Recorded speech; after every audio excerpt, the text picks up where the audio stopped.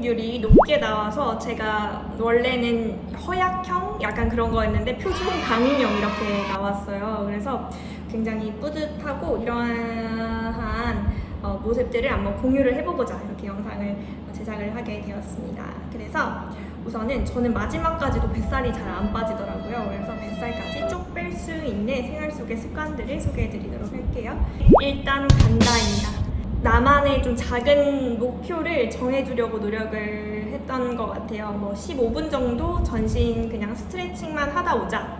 이렇게 해서 마음을 먹고 가면 그래도 간 김에 유산소라도 조금 하게 될까 하자. 이렇게 또 몸이 조금 풀리고 나면은 그런 생각이 들더라고요. 그래서 1시간 정도를 저는 만약에 운동을 한다라고 하면은 몸 푸는데 시간을 많이 써요. 저는 좀 몸이 좀 전반적으로 조금 뻣뻣하기도 하거든요. 그래서 다음날에 일어나면은 꼭 뭉친 근육들이 느낌이 오기 때문에 15분 정도는 전신 스트레칭을 하는 편입니다. 이때 유튜브를 보면서 천천히 호흡을 최대한 하면서 전신 스트레칭을 해주고, 그리고 근력 운동 같은 경우에는 그날 컨디션에 따라서 어제 상체를 했다라고 하면 오늘은 하체를 한다던가 이렇게 해서 2분할 정도, 혹은 오늘은 좀 다 할만하다라고 하면은 상하체를 같이 하기도 합니다.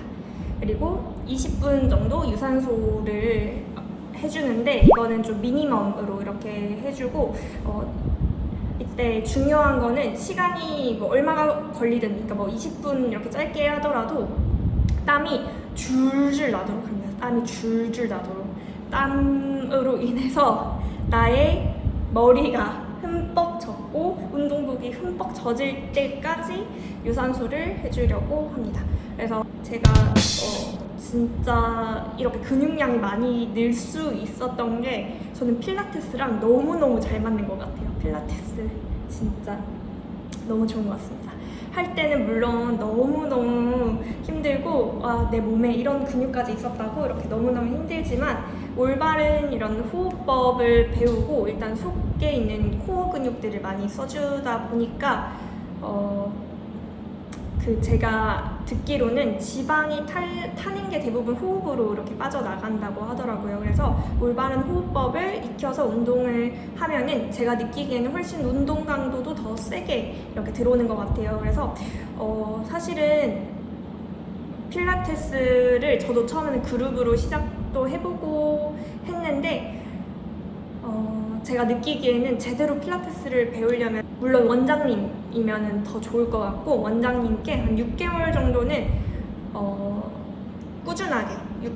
꾸준하게 이렇게 필라테스를 배워보는 거를 저는 진짜 강추합니다. 사실은 거의 이제 필라테스가 한번 레슨 프라이빗으로 하면은 65,000원, 뭐 7만원 이렇게까지도 해당이 올라가는데, 이거를 뭐 주 2회 정도 한다라고 생각을 하면은 굉장히 가격이 비싸거든요. 비싼데 저는 이 값어치를 한다라고 생각을 합니다. 그래서 나중에 뭐 다이어트에다가 돈을 쓴다거나 아니면은 뭐 미용 시술을 받는다거나 아니면은 뭐 몸이 아플 수도 있겠죠. 그렇게 병원비로 쓰는 것보다는 제대로 이런 운동을 한번 배워놓는 것도 아주 추천을 합니다. 저는 효과를 너무너무 많이 봤기 때문에, 또 제가 척추 측만증이 좀 있는 사람으로서 헬스 이런 PT 같은 거를 받을 때도 무게를 많이 치는 게, 저는 무게를 절대 많이 안 하거든요. 허리에 무리가 갈까봐. 그런데 필라테스 같은 경우에는 거의 맨몸으로 딱 맞는 그런 운동량으로 선생님께서 많이 봐주시기 때문에 딱 제가 근육을 늘리기에 가장 이상적이었지 않나. 그래서 필라테스 선생님과 이야기를 할 때 내가 생각하는 이런 점이 조금 더 개선됐으면 좋겠다라는 거를 적극적으로 소통을 하셔서 필라테스를 한번 배워보는 것을 정말 추천을 드립니다. 그리고 헬스 같은 것도 처음에 시작을 하실 때 물론 요즘에 워낙 잘 나오는 유튜브 채널들이 많지만 PT도 저는 추천을 합니다. 대신에 PT 같은 경우에는 정말 선생님을 잘 만나야 되는 것 같아요. 필라테스도 마찬가지기는 하지만. 그래서 친구가 PT를 받았는데 괜찮았다던가 라는 이런 추천을 받아서 혹은 관장님, 원장님한테 PT를 받으면 그래도 실패할 확률이 많이 줄어드는 것 같거든요. 그래서 돈이 아깝다라고 생각을 하지 마시고 사실은 이상하게 배워버리면 그게 더 돈이 아까운 거라고 생각을 하거든요. 그래서 제대로 일단은 한 6개월 정도를 배워두면은 거의 이제 혼자서 운동을 할 수 있게 되면은 이제 평생 그 감각을 가지고 갈 수가 있다고 저는 생각을 해서 이건 정말 투자할 만한 가치가 있다라고 생각을 합니다. 그래서 PT나 필라테스 같은 거는 레슨을 한번 받아보는 거를 정말 추천을 합니다. 그리고 헬스를 하면서 근력 운동을 좀 하고 가는 김에 유산소를 합니다. 근데 유산소를 할 때는 최대한 몸이 아까 말씀드렸듯이 흠뻑 젖을 정도로 고강도 유산소로 하고 일주일에 한 번 정도 테니스 레슨을 받고 있습니다. 그리고 한 번에서 2번 정도는 필라테스도 개인 레슨을 하고 있거든요. 그래서 저도 처음에 이렇게 지금 보면은 일주일에 운동을 한 3번에서 4번 정도 이렇게 가게 되었는데 사실 일을 하면서 이런 운동을 하는 게 쉽지는 않잖아요. 그래서 처음에는 일하고 운동 가는 게 진짜 너무 피곤하고 너무 힘들고 했는데 이게 습관이 되다 보면 오히려 운동을 안 하면 더 피곤해요. 이거는 진짜 제가 너무너무 추천을 드리는데 일하고 그 스트레스 받잖아요. 그 스트레스가 운동을 하면 더 쌓일 것 같지만 생각보다 풀리더라고요. 그래서 또 체력이 있어야 일을 가도 좀 덜 피곤하고 덜 지치는 것 같아요. 그래서 차라리 운동을 가는 게 덜 피곤한 방법이다. 일을 갔을 때. 물론 처음에는 너무 이해를 해요. 저도 그랬었기 때문에 너무너무 피곤하고 힘들고 막 근육통이 오면은 막 쉬고 싶고 처음에는 막 불타올랐다가 한 달 지나면은 좀 덜 가게 되고 그런 게 있는데 그런 거에 있어서 내가 목표를 너무 높게 처음부터 잡기보다는 그래도 뭐 일주일에 한 번 정도 가야지 이렇게 좀 한 번이라도 가면은 나 너무 잘했다, 수고했다 내 자신이 이렇게 하면서 부등부등도 많이 해주고 하면은 이게 조금씩 늘고 이게 또 재미가 붙고 하면은 좋은 것 같아요. 그래서 추천을 드리고 그리고 4번째는 제가 추천드리는 거는 예쁜 운동복을 막상 뭔가 그런 걸 입었을 때 아무도 생각보다 나에게 관심이 없더라고요. 그래서 자신감을 가지는 게 더 중요한 것 같아요. 그래서 내가 입고 싶은 거 이번에 뭔가 뭐 운동복 이런 게 뭔가 예뻐 보인다라고 하면은 그거를 입고 운동을 하는 것 자체만으로도 저는 되게 힐링이 되더라고요. 왜냐거든요. 그래서 요가 매트를 보면서 뭐 복근 운동을 한다던가 아니면 스트레칭을 한다던가 이렇게 집에서 홈 트레이닝을 할 때 입는 것만으로도 저는 충분히 힐링이 되고 뭔가 굉장히 뿌듯하고 그렇다. 그리고 운동복이 너무 이렇게 헐렁하다 보면은 이렇게 봤을 때 괜찮아 보이기도 해요. 괜찮은데? 이 정도는 괜찮은데? 이렇게 하는데 엉덩이 부분이 커버가 됐던 거를 입기보다는 이렇게 드러나는 걸 입으면 엉덩이가 조금 더 컸으면 좋겠는데? 막 이런 욕심도 생기게 되고 이런 조금 스스로에게 자극이 되는 부분이 있기 때문에 추천을 드립니다. 또 아무도 크게 그런 운동복을 입은 거에 대해서 아무 생각이 없다. 다들 헬스장에서는 자기 운동하기 바쁘지 아무도 관심이 크게 없기 때문에 너무 남을 의식을 해서 남들이 어떻게 생각할까 해서 못 입는 거는 저는 아닌 것 같아요. 그리고 뭔가 그런 시선들이 좀 불편하다라고 느낄 수가 있는데 그러면 헬스장 같은 데를 조금 뭐 여성 회원들이 많이 다니는지도 체크를 해보면 좋을 것 같아요. 저는 헬스장을 처음에 딱 갔을 때 뭔가 예쁜 운동복을 입은 여성 회원분들이 많이 있는지 이거를 저는 좀 생각보다 중요하게 보는데 너무 또 연령대가 높거나 너무 그렇게 하면은 진짜 뭐 빤히 이렇게 쳐다보시는 분들도 있었거든요. 그러니까 너무 이렇게 막 빤히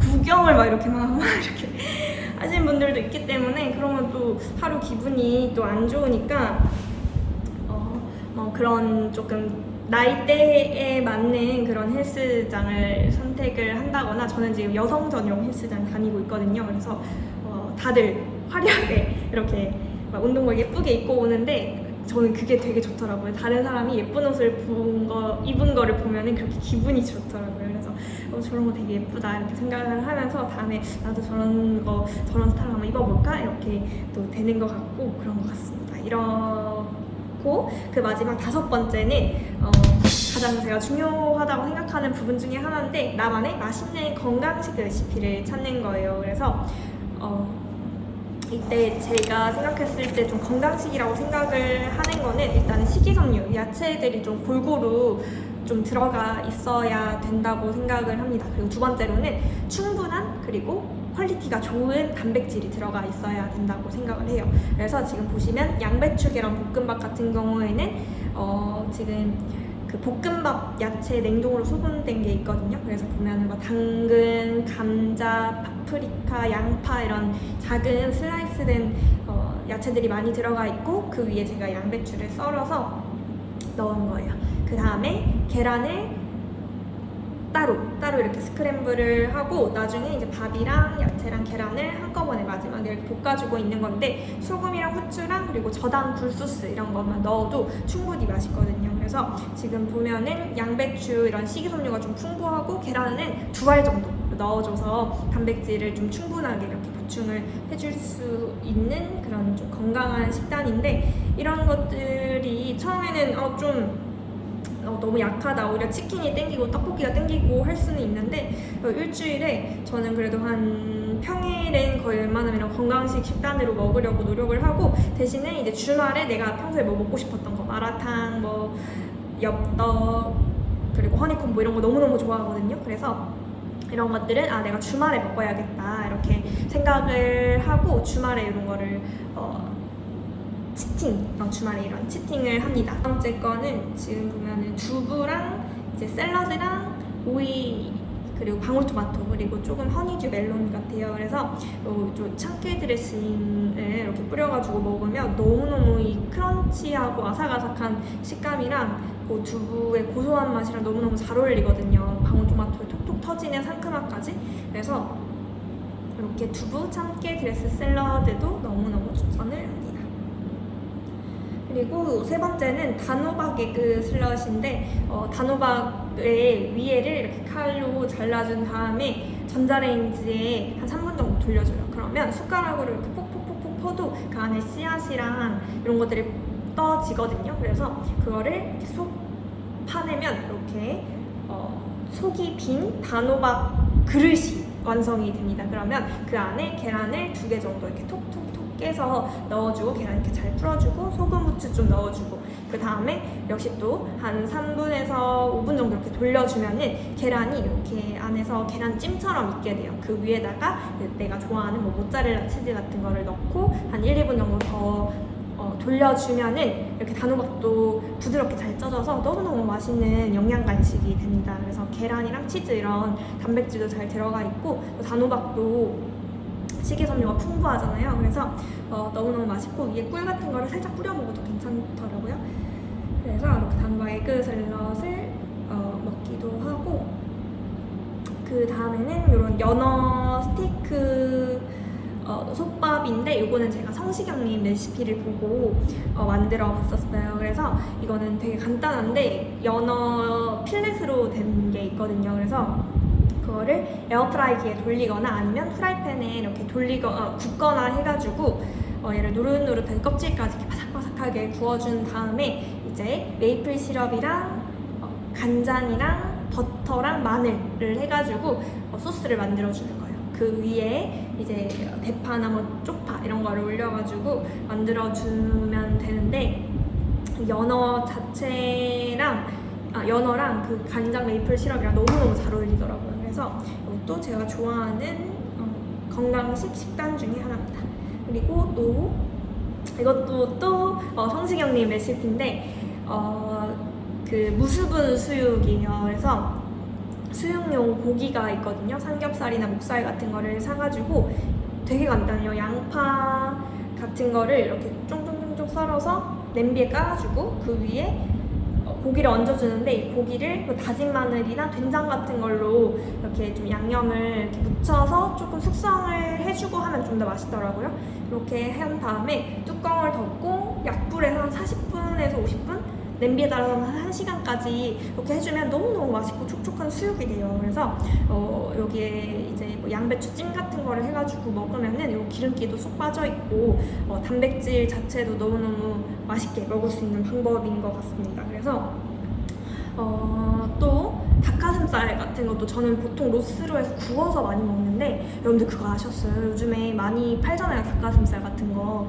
팩으로 된 거. 옛날에 저도 그런 거 먹기는 했는데, 그게 뒤에 보시면은 그 식품 분류가 뭐라고 돼 있냐면 소세지라고 돼 있어요. 그러니까 가공육이라는 거죠. 그래서 사실은 그런 것들이 첨가물이 조금 있기 때문에 뭐 간편하게 단백질을 섭취하기는 좋지만, 사실 닭가슴살에 그냥 올리브유 둘러서 닭가슴살 소금 후추 뿌려서 굽는 것도 금방 굽거든요. 한 5분 정도만 굽거든요. 그래서 사실은 그런 닭가슴살 소세지를 계속해서 먹으면 물론 단백질이 충분히 섭취를 할 수 있다고 생각을 하고, 단백질 파우더보다는 그런 게 훨씬 좋다고 생각은 하는데, 그래도 조금 더 그런 첨가물 같은 게 덜 든, 그러니까 좀 담백한 맛으로 먹다 보면 조금 더 입이 터진다 그러나요? 그런 확률이 조금 더 주는 것 같기는 해요. 좀 담백하게 계속